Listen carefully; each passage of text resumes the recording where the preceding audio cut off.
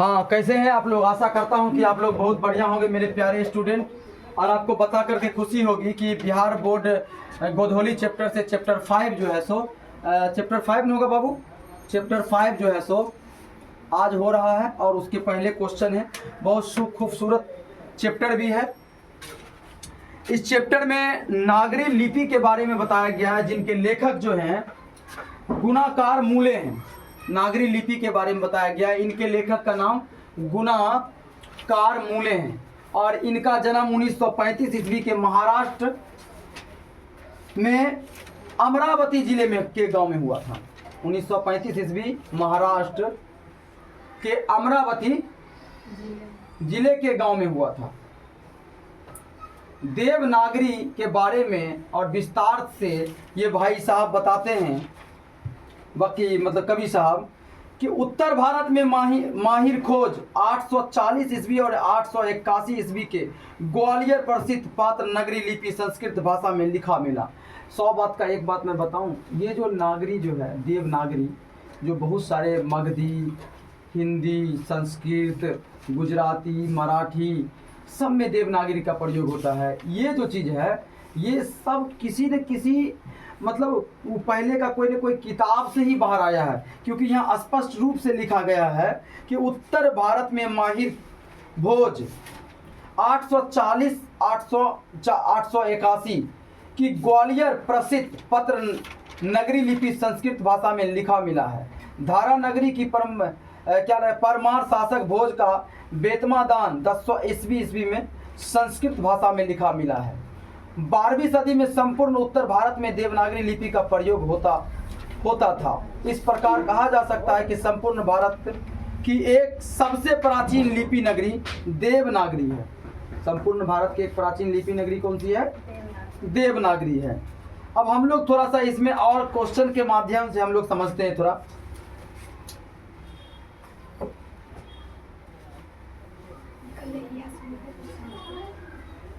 ध्यान दीजिएगा, देवनागरी लिपि के अक्षरों स्थिरता कैसे आई, यानी अक्षरों में जो उसका शब्द होगा, लिखावट होगा, उसका रुकावट यानी सही स्थान कब मिला, स्थिरता कब आई? तो क्या लिखा हुआ है? 2 सदी पूर्व जब इस लिपि के टाइप बने और पुस्तक छपने लगी तब इसके अक्षरों में स्थिरता आई। जाहिर सी बात है, जो कोई चीज़ हमें किताब में छपा हुआ मिलेगा उसको हम अपने अंदाज में उसको टाइप करेंगे तब उस चीज़ का स्थिरता दे सकेंगे। हैं? देवनागरी लिपि में कौन कौन भाषाएं लिखी जाती है? देवनागरी लिपि में संस्कृत, हिंदी, नेपाली, नेवारी, मराठी, गुजराती, मैथिली, भोजपुरी, मगधी आदि भाषाएं लिखी जाती है। सब 2-2 नंबर का क्वेश्चन है बउआ। और इस चैप्टर जो देवनागरी लिपि है, नागरी लिपि है, इनके लेखक हैं गुणाकार मूले। और इनका जन्म हुआ था 1935 ईस्वी में महाराष्ट्र के, महाराष्ट्र कौन से जिले बोलिए? अभी बोले थे ना जी, अमरावती जिले के गांव हुए थे। कहाँ हुआ था? अमरावती जिले के गांव में हुआ था। यही भाई साहब ये सारा चीज जो है सो इनको मिला होगा, ये खोजे होंगे, इस पर रिसर्च किए होंगे। बहुत बड़े ये विद्वान थे। और इनका जब महाराष्ट्र घर हुआ तो राज्य भी महाराष्ट्र हुआ, लेकिन थे तो भारत एक ना जी। लेखक ने किन भारतीय लिपियों से देवनागरी का संबंध बताया है? किन भारतीय लिपियों से? देखिए, लेखक ने गुप्त कालीन ब्राह्मी लिपि तथा बाद के सिद्धम लिपियों से देवनागरी लिपि का संबंध बताया। ये गुप्त काल के समय में इसका संबंध, उससे संबंध मतलब इसका रिश्ता जुड़ता है या इसका शब्द मिलता जुलता है। तो समझ में आ रहा है मेरी बात? नंदी नागरी किसे कहते हैं? किस प्रसंग में लेखक ने उसका उल्लेख किया है? नंदी नागरी देवनागरी को ही कहते हैं। समझ में आ गया? नंदी नागरी किसको कहते हैं? देवनागरी ही को कहते हैं। महाराष्ट्र के राष्ट्रकूट राजाओं के समय नंदी नगर यानी नांदेड़ की लिपि होने के कारण यह नंदी नागरी कहलाने लगी। भाई हर जगह का बहुत सारे राजाएं रहते थे, इधर भी राजा होगा, उधर भी राजा होंगे। उस समय जो होगा गुप्त काल के समय में ये सारी बात बाहर आई बाबू, ठीक है? और किताब में भी तो लिखा हुआ है, गुप्त काल की पुरानी लिपि तथा बाद की सिद्धम लिपि में नागरी लिपि से मिलती जुलती है। ठीक है?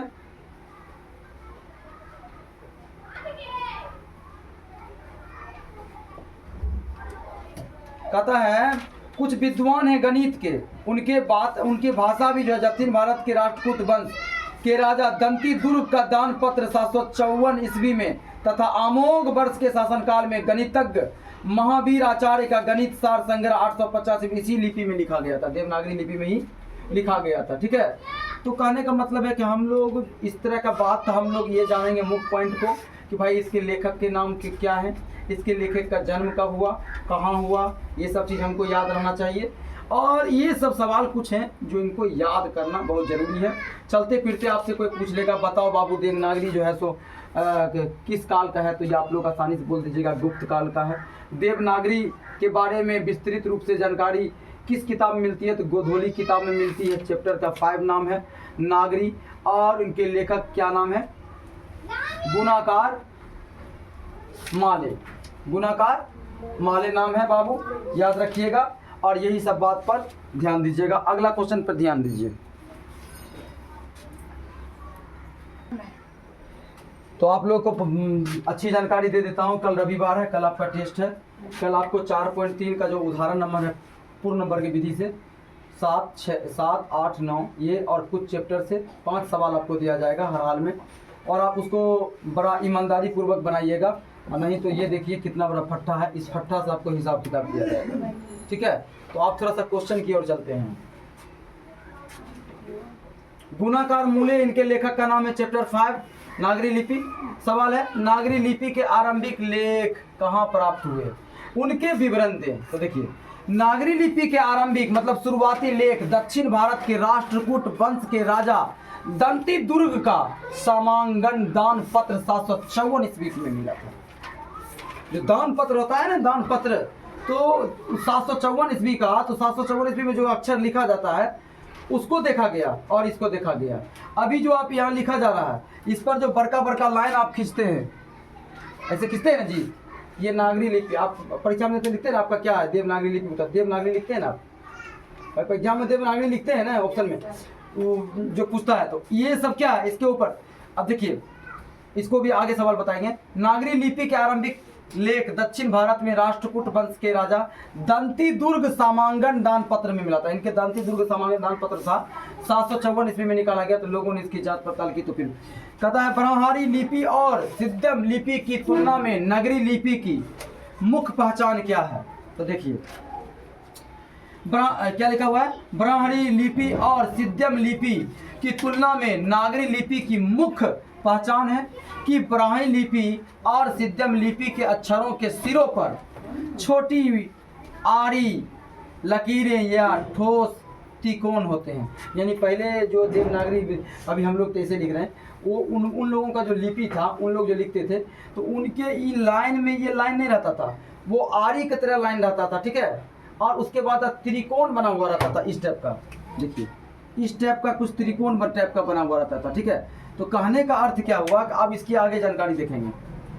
अक्षरों पर आप देखिए छोटी आड़ी लकीरें या ठोस त्रिकोण है, लेकिन नागरी लिपि के अक्षरों पर लंबी लकीरें अक्षरों की चौड़ाई के अनुकूल जाता है। देखिए यही ना लंबी लकीरें जी, नहीं है, चौड़ाई के अनुकूल आप डालते हैं ना, जितना जाएगा उतना दूर तक खींचिएगा। उत्तर भारत में किन शासकों ने प्राचीन नागरी लेख प्राप्त होते हैं। तो उत्तर भारत में गुर्जर प्रतिहार वंश के शासक कन्नौज में शासन करते थे, जिसमें मिहिर भोज महेंद्र भाल प्रसिद्ध राजा हुए। नाम क्या था, मिहिर भोज महेंद्र भाल प्रसिद्ध राजा हुए। और मिहिर भोज 840 ईस्वी से 881 ईस्वी तक शासन किया था उस जगह का। ठीक है, तो ये सभी राजाओं के कुछ न कुछ छूटे हुए अंश से प्राप्त होता है कि हम लोग उस चीज़ को जान पाए हैं, और लेखक के द्वारा जो है सो गुणाकार माले के द्वारा और भी ज़्यादा रूप से जान पाए।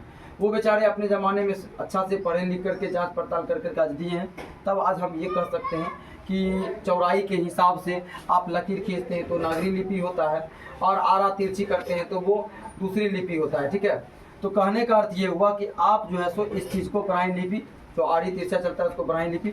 आइए तो इसको नोट कर लीजिए बाबू। इसके बाद और भी क्वेश्चन लेकर के मैं आऊँगा इस चैप्टर से। परीक्षा में कम से कम 4 नंबर 5 नंबर का सब मिला के 1 नंबर या मिला करके पूछता है। आपको पूछ भी सकता है कि भाई इनके लेखक कौन थे, गुणाकार मूल्य थे। इनका जन्म 1935 ईस्वी में हुआ था। कहाँ हुआ था? तो महाराष्ट्र के कौन से जिले? साबरमती, अमरावती। तो तुम लोग चुप कहे हैं। महाराष्ट्र के अमरावती जिले गांव में उनका जन्म हुआ था। ठीक है, तो इस तरह का सवाल है बाबू, नोट कर लीजिए।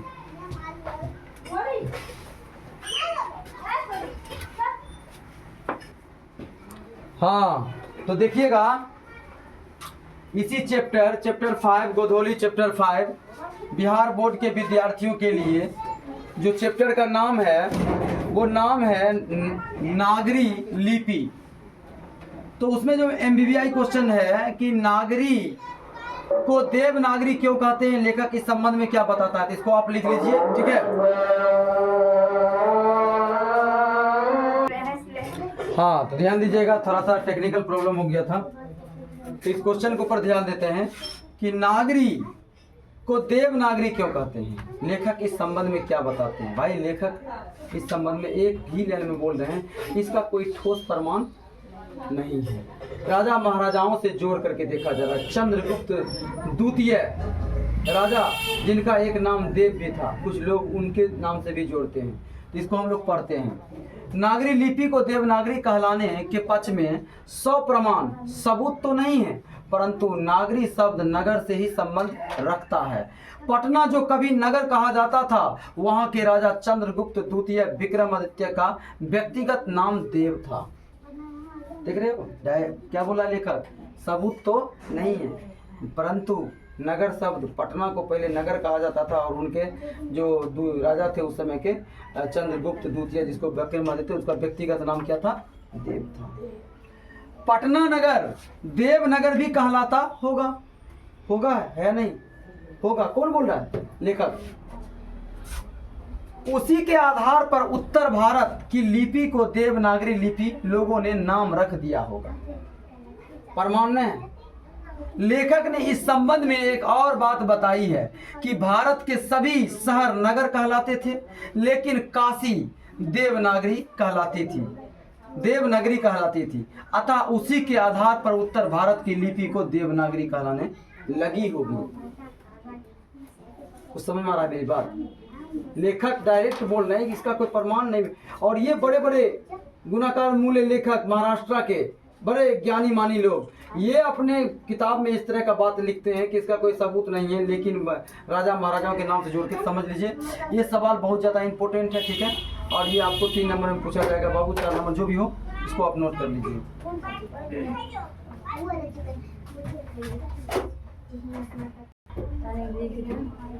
ध्यान दीजिएगा, इस चैप्टर से कुछ और सवाल है।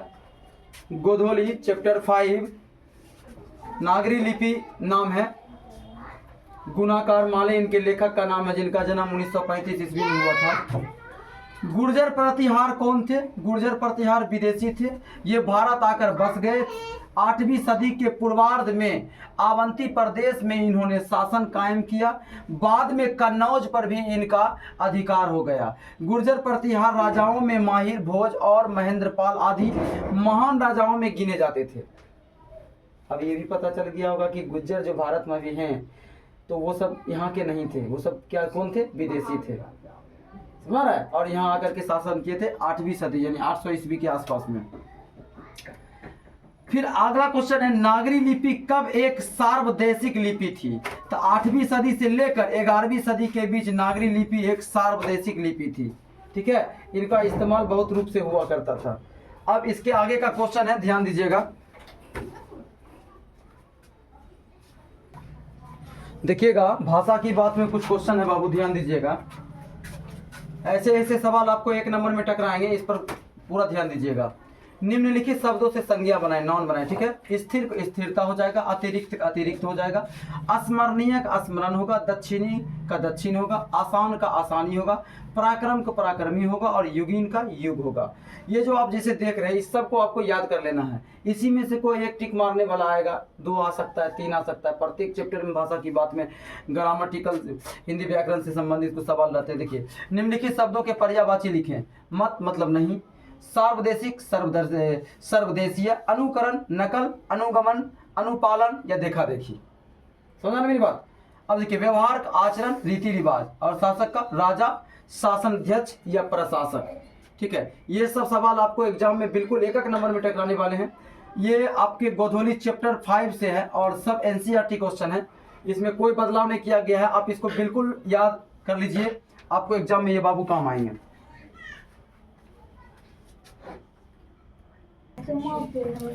देखिएगा चैप्टर 5 हिंदी गोधोली बिहार बोर्ड के विद्यार्थियों के लिए निम्नलिखित पदों के समास विग्रह करें। तामिल मलयालम, तो मिल और मलयालम से बना हुआ है। राम सिया का मतलब क्या होता है? राम सिया का मतलब होता है रात में सीता। ठीक है, ये राम सिया का मतलब होता है रात और सीता। ठीक है, तो राम को अलग कर दिया और सिया मतलब सीता यानी उसको अलग कर दिया।